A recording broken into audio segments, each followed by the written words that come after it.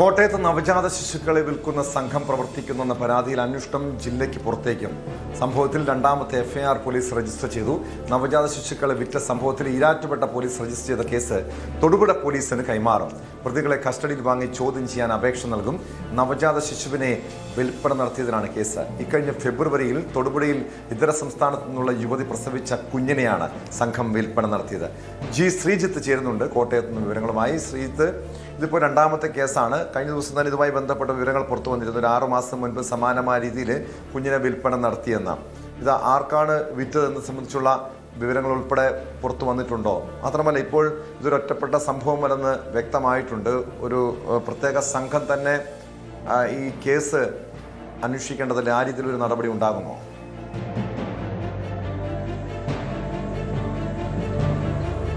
ആർക്കാണ് കുഞ്ഞിനെ വിറ്റത് എന്ന സംബന്ധിച്ചുള്ള വിവരം പോലീസ് പുറത്തുവിടാൻ സാധ്യതയില്ല, ടോം. കാരണം ഇത് കുഞ്ഞിന്റെ ഐഡന്റിറ്റി കൂടി ഒരു ഘട്ടത്തിൽ ഒരുപക്ഷെ ബാധിക്കാൻ സാധ്യതയുള്ള ഒരു കേസായി ഫലത്തിൽ മാറുകയാണ്. അതായത് ഏതോ ആളുകളുടെ ദമ്പതികളുടെ കുഞ്ഞായി ഇപ്പോൾ അത് വളരുന്നുണ്ടാകാം എന്നുള്ളതാണ് ഫലത്തിൽ.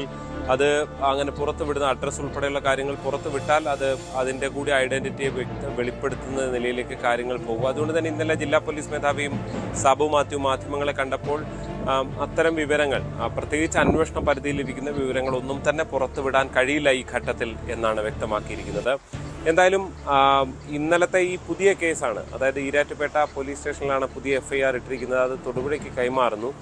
ആ കേസാണ് ഇതുവരെയുള്ള കേസുകളിൽ ഏറ്റവും നിലവിൽ രജിസ്റ്റർ ചെയ്ത കേസുകളിൽ ആദ്യത്തെ കേസിനേക്കാൾ കുറച്ചുകൂടി ഗൗരവമുള്ളത്. കാരണം കുഞ്ഞുണ്ടാകുകയും ആ കുഞ്ഞിനെ വിൽക്കുകയും ചെയ്തു. ഈ സംഘത്തെക്കുറിച്ച് അസം സ്വദേശിനിയായ പെൺകുട്ടി നടത്തിയ വെളിപ്പെടുത്തൽ പോലീസിന് നൽകിയ പരാതി അതുതന്നെയായിരുന്നു. അതായത് ഈ ഗർഭിണികളെ പാർപ്പിക്കുക, അതിനുശേഷം കുട്ടികൾ ആയ ശേഷം ആ കുട്ടികളെ വിറ്റ് ഈ അമ്മമാർ ആകുന്നവർക്ക് 3 ലക്ഷം രൂപ കൊടുക്കുക. ഇതേ ഓഫറായിരുന്നു ഈ ആസാം സ്വദേശിനിക്കും നൽകിയത്. എന്തായാലും ഈരാറ്റുപേട്ട നടക്കലിലായിരുന്നു ഈ കഴിഞ്ഞ 6 മാസം ഈ പ്രതികൾ താമസിച്ചിരുന്നത്. ഫലത്തിൽ അതുകൊണ്ട് തന്നെ അവരിൽ നിന്ന് കിട്ടിയ ഒരു മൊഴിയുടെയൊക്കെ അടിസ്ഥാനത്തിലാണ് ഇപ്പോൾ കേസ് എടുത്തിരിക്കുന്നത്. അതുകൊണ്ട് തന്നെ അതാണ് ഈരാറ്റുപേട്ട പോലീസ് സ്റ്റേഷനിൽ കേസ് രജിസ്റ്റർ ചെയ്യാൻ കാരണം. എന്തായാലും ഇതിൽ ഇടനിലക്കാർ, ജില്ലയ്ക്ക് പുറത്തേക്കുള്ളവർ, വാങ്ങാൻ മാത്രമല്ല വിൽക്കുന്ന കാര്യത്തിലടക്കം ഇടനിലക്കാർ ഉണ്ട് എന്നുള്ളതാണ് ഇന്നലെ പുറത്തു വന്ന വിവരം. പ്രത്യേകിച്ച് കൊല്ലം സ്വദേശിനി അനീന തസ്നി മിനിങ്ങാന്ന് രാത്രിയാണ് പോലീസ് അറസ്റ്റ് ചെയ്തത്. അങ്ങനെ അനീനയും ഇന്നലെ റിമാൻഡ് ചെയ്തിട്ടുണ്ട്. എന്തായാലും ഇവരെല്ലാവരെയും ഒരുമിച്ചിരുത്തി ചോദ്യം ചെയ്യുന്നത് അടക്കമുള്ള നടപടികളിലേക്ക് പോലീസ് കടക്കാൻ പോവുകയാണ്. അതിന്റെ ഭാഗമായാണ് ഇന്ന് കസ്റ്റഡി അപേക്ഷ ഇട്ടിരിക്കുന്നത്. ഒരുപക്ഷെ ഇന്നോ നാളെയോ അവരെ കസ്റ്റഡിയിൽ ലഭിക്കാനാണ് സാധ്യത. അതിനുശേഷം തെളിവെടുപ്പ് ഉൾപ്പെടെയുള്ള നടപടികൾ ഉണ്ടാകും. എന്നാലും ഇതിനിടെ തന്നെ ഈരാറ്റുപേട്ട പോലീസ് ഈ ഒരു എഫ്ഐആർ തൊടുപുഴയ്ക്ക് കൈമാറിയാൽ തൊടുപുഴ പോലീസ് എത്തിയും ഇവരുടെ അറസ്റ്റ് രേഖപ്പെടുത്താൻ തന്നെയാണ് സാധ്യത. തുടർന്ന് ഒരുപക്ഷെ ഒരു കേസ് കൂടി ഉണ്ടാകാം, 1-2 കേസുകൾ എന്നാണ് ഇന്നലെ സാബു മാത്യു വ്യക്തമാക്കിയത്, SP. അതുകൊണ്ട് തന്നെ ഒന്നിലധികം ഒരു കേസ് കൂടി ഇപ്പോഴത്തെ ഒരു അന്വേഷണ പരിധിയിൽ നിന്നുകൊണ്ടുണ്ടാകും. പക്ഷേ ഈരാറ്റുപേട്ടയിൽ താമസിച്ചവർ, അതായത് തീക്കോയിൽ താമസിച്ചവർ മാത്രമല്ല ഇപ്പോൾ അവരേ ഉള്ളൂ ഇതിൽ പ്രതികൾ എന്നേ ഉള്ളൂ. അതിനപ്പുറത്തേക്കുള്ള സംഘങ്ങൾ പലയിടത്തും സംസ്ഥാനത്ത് ഉള്ളതായുള്ള സൂചനകൾ പോലീസിന് ലഭിക്കുന്നുണ്ട്. പക്ഷേ അത് സംബന്ധിച്ച് തെളിവുകൾ വേണം. കാരണം ഇതിൽ പരാതിക്കാരുണ്ടാകില്ല, വിറ്റവരും വാങ്ങിയവരും പരാതിക്കാരായി മാറില്ല എന്നുള്ളതാണ്. അതുകൊണ്ട് തന്നെ കിട്ടുന്ന വിവരങ്ങൾ പരമാവധി പോലീസിന് മുന്നിലുള്ള പ്രധാനപ്പെട്ട വെല്ലുവിളി, അങ്ങനെ പരാതിയുമായി മുന്നോട്ട് വന്നു കഴിഞ്ഞാൽ അവരും കേസിൽ പെടുമോ എന്ന ആശങ്ക ഉണ്ടാകും. മാത്രമല്ല, ഇവർ പണം വാങ്ങിയവരുണ്ട്, പണം നൽകി കുഞ്ഞിനെ വാങ്ങിയവരുണ്ട്. അങ്ങനെ വളരെ ദുരൂഹമായിട്ടുള്ള പല ഇടപാടുകളും ഉണ്ടായിട്ടുണ്ടാകാം. പക്ഷേ ഈ പ്രതികളെ വിശദമായി ചോദ്യം ചെയ്താൽ ഇതുമായി ബന്ധപ്പെട്ട് എത്ര ഇടപാടുകൾ അല്ലെങ്കിൽ എത്ര കുഞ്ഞുങ്ങളെ ഇങ്ങനെ വിൽപ്പന നടത്തിയിട്ടുണ്ട്, ആരൊക്കെയാണ് ഇതിൻ്റെ ഇരകളായിട്ടുള്ളത് തുടങ്ങിയ വിവരങ്ങൾ ലഭ്യമാകുമോ?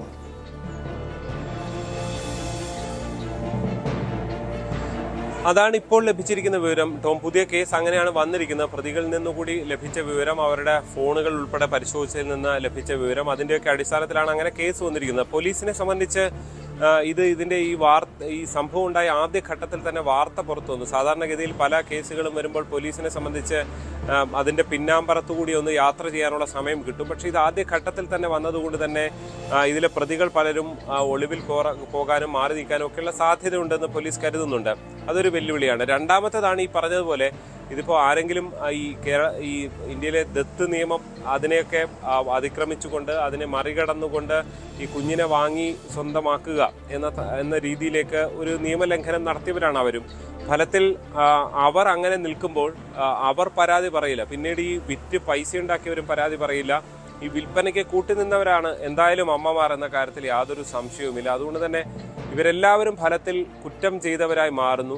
അങ്ങനെയെങ്കിൽ പോലീസിനാകെ ഇത്തരം ആളുകളെ കസ്റ്റഡിയിലെടുക്കുകയും അവരെ ചോദ്യം ചെയ്തുകൊണ്ട് ഇപ്പോൾ പിടിയിലായ പ്രതികളിൽ നിന്നും വിവരങ്ങൾ ശേഖരിച്ചുകൊണ്ട് അവരിലേക്ക് പോവുകയും അങ്ങനെ കേസ് അന്വേഷണവുമായി മുന്നോട്ട് പോകാൻ മാത്രമേ ഈ ഘട്ടത്തിൽ സാധിക്കുകയുള്ളൂ.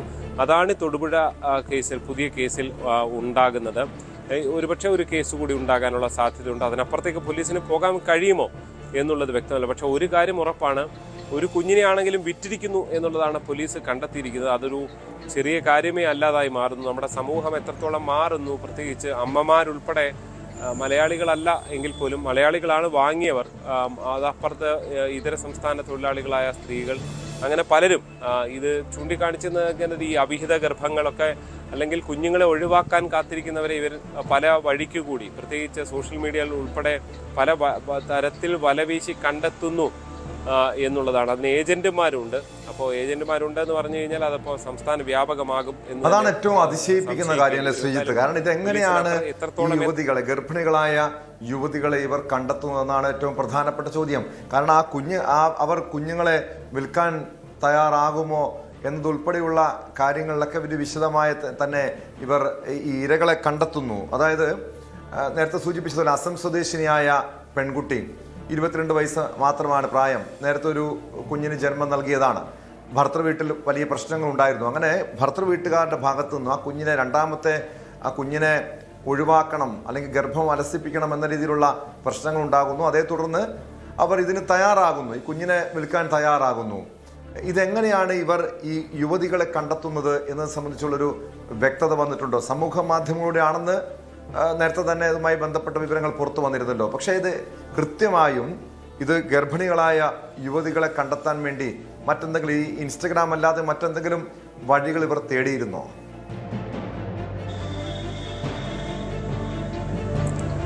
ടോമി സൂചിപ്പിച്ചതിൽ ഒരു തിരുത്തുള്ളത്, ഈ അസം സ്വദേശിനിയായ കുട്ടിയെ വിൽക്കാൻ വന്നതല്ല.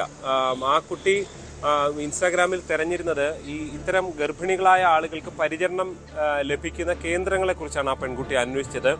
അങ്ങനെ ഒരു കേന്ദ്രം ഇത് കണ്ട് ഈ ഇൻസ്റ്റാഗ്രാമിൽ കണ്ട് അതിലേക്കാണ് ആ പെൺകുട്ടി എത്തുന്നത്. അതിനുശേഷമാണ് അവിടെ വെച്ചാണ് കൂടുതൽ ഇങ്ങനെ കുട്ടിയെ കൈമാറാം, വിൽക്കാം, 3 ലക്ഷം രൂപ തരാം എന്നൊക്കെ പറഞ്ഞ് ചില ചർച്ചകൾ നടക്കുന്നതെന്നാണ് പെൺകുട്ടിയുടെ മൊഴി വന്നിരിക്കുന്നത്. പക്ഷേ ഇതിലൊക്കെ പോലീസ് ചില വ്യക്തതകൾ ഇനി പൂർണ്ണമായും വരുത്തേണ്ടതുണ്ട്. എന്തായാലും അതിനപ്പുറത്തേക്ക് പെൺകുട്ടിയെ ദുബായിലേക്ക് കടത്തും ഇതായ ശേഷം എന്നുള്ളത് കേട്ടിട്ടാണ് പെൺകുട്ടി ഇങ്ങനെ പെരുമാറിയെന്ന് പറയുന്നത്. ഇങ്ങനെ 2 വശങ്ങളുണ്ട്. എന്തായാലും ഈ പെൺകുട്ടി ഇപ്പോൾ ഈ കുഞ്ഞിനെ നശിപ്പിക്കാൻ തയ്യാറായില്ല. അതായത് ഈ കുഞ്ഞിനെ വേണം എന്ന തീരുമാനം കൊണ്ടാണല്ലോ ഈ ഭർത്താവ് തന്നെ ഇത് അബോർഷൻ ചെയ്യണമെന്ന് ആവശ്യപ്പെടുമ്പോഴും ആ പെൺകുട്ടി തയ്യാറാകാതെ സ്വന്തം കുടുംബം പോലും ത്യജിച്ചുകൊണ്ടാണ് പെൺകുട്ടി അവിടെ നിന്ന് മാറുന്നത്. കോയമ്പത്തൂരായിരുന്നു ഭർത്താവും ഈ അസം പെൺകുട്ടിയും താമസിച്ചിരുന്നത്. അതിനുശേഷം ഡൽഹിയിൽ ഒരു സുഹൃത്തിൻ്റെ അടുത്തേക്ക് പോകുന്നു. ഡൽഹിയിൽ അവിടെ സുഹൃത്തിനൊപ്പം താമസിക്കുമ്പോഴാണ് അവിടെ നിന്ന് ഈ സുഹൃത്തിന് കൂടുതൽ ബുദ്ധിമുട്ടുണ്ടാകാതെ അവിടെ നിന്ന് മാറണം എന്ന തരത്തിലുള്ള ആലോചനകൾ നടത്തുകയും അങ്ങനെയാണ് ഇൻസ്റ്റാഗ്രാമിലൊക്കെ സാമൂഹിക മാധ്യമങ്ങളിൽ പരതിയത്. അപ്പോഴാണ് ഇത്തരം കെയർ ഹോമുകളുടെ പേര് ലഭിക്കുന്നത്. ഒരു കാര്യം ഉറപ്പാണ്,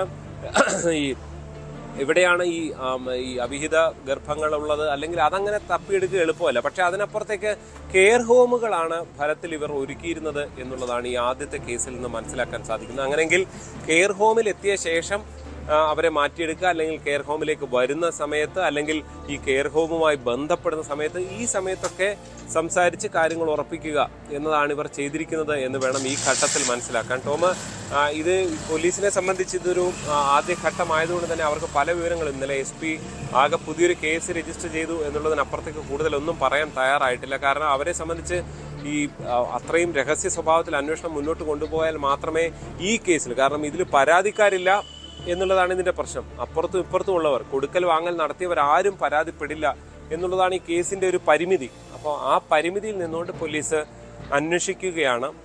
അതുകൊണ്ടായിരിക്കാം അത്തരം വിവരങ്ങൾ വ്യക്തതകൾ ഇനിയും വരുത്തേണ്ടത്. എന്തായാലും അല്പ ദിവസങ്ങൾ കൂടി കാത്തിരുന്നാൽ മാത്രമേ അതിലൊരു അന്തിമമായ വ്യക്തത വരുന്നുള്ളൂ. ജി ശ്രീജിത്താണ് വിവരങ്ങൾ നൽകിയത്. എന്തായാലും ഈ ഗർഭിണികളായ യുവതികളെ ഇതര സംസ്ഥാനങ്ങളിൽ നിന്നും കേരളത്തിലെത്തിച്ച് പ്രസവശേഷം കുഞ്ഞുങ്ങളെ വിൽപ്പന നടത്തുന്ന കേസുമായി ബന്ധപ്പെട്ട് കൂടുതൽ വിവരങ്ങൾ പുറത്തു വരുന്നുണ്ട്. ഇപ്പോൾ കോട്ടയം ജില്ലയ്ക്ക് പുറത്തും രണ്ടാമതൊരു കേസ് കൂടി രജിസ്റ്റർ ചെയ്തിരിക്കുകയാണ്. ഇവിടെ പോലീസിനെ സംബന്ധിച്ച് വലിയ വെല്ലുവിളികളുണ്ട്. ഇരകളെ കണ്ടെത്തണം, ഈ കുഞ്ഞിനെ വാങ്ങിയവരെ കണ്ടെത്തണം. അതുമായി ബന്ധപ്പെട്ട വിശദമായ അന്വേഷണം നടത്താനാണ് തീരുമാനം. കൂടുതൽ വാർത്തകൾക്ക് news 18 Keralam YouTube channel subscribe ചെയ്യുക.